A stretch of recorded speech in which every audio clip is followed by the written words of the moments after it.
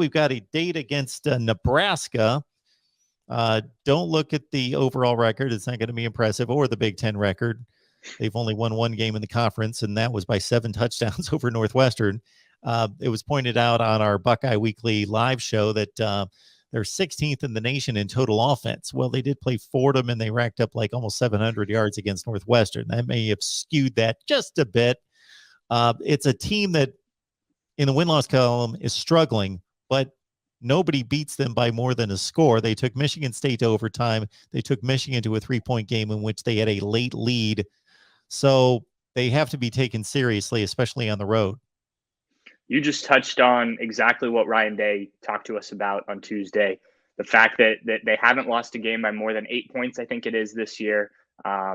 Nebraska's just been tough to beat. Yeah, like you said, the record isn't great, but there has been signs of life, I guess, from Lincoln and things under Scott Frost.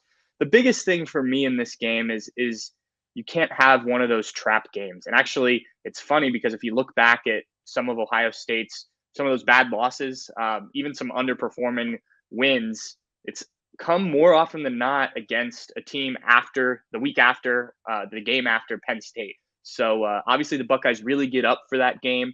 And, it's not the Michigan game, but there's no, that's kind of the number 2 rival for the Buckeyes. And it tends to have a bit of a letdown sometimes. So the coaching staff, the players have to avoid that this week. The preparation has to be high because what's important for Ohio State right now in these next 2 weeks is just winning games comfortably like you were the last few weeks as you get to Michigan State and Michigan at the end of the season. Obviously on the road in Lincoln, a place where Ohio State's actually had a good amount of success, lost the first trip there when Nebraska was in the Big Ten, but has won pretty comfortably there the last few times. So, I expect Ohio State to be focused and ready. This team obviously already has one loss. They know they can't afford another one or even just a bad performance at this point. You need a good win, a comfortable win against an opponent like this. So I expect that from the Buckeyes, but I think that it's good to hear Ryan Day drive home that message of,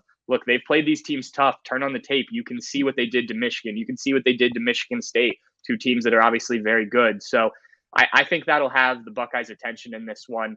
And I think they're delivering the right message over there at the Woody Hayes Athletic Center. Only lost to Oklahoma by 1 score on the road as well.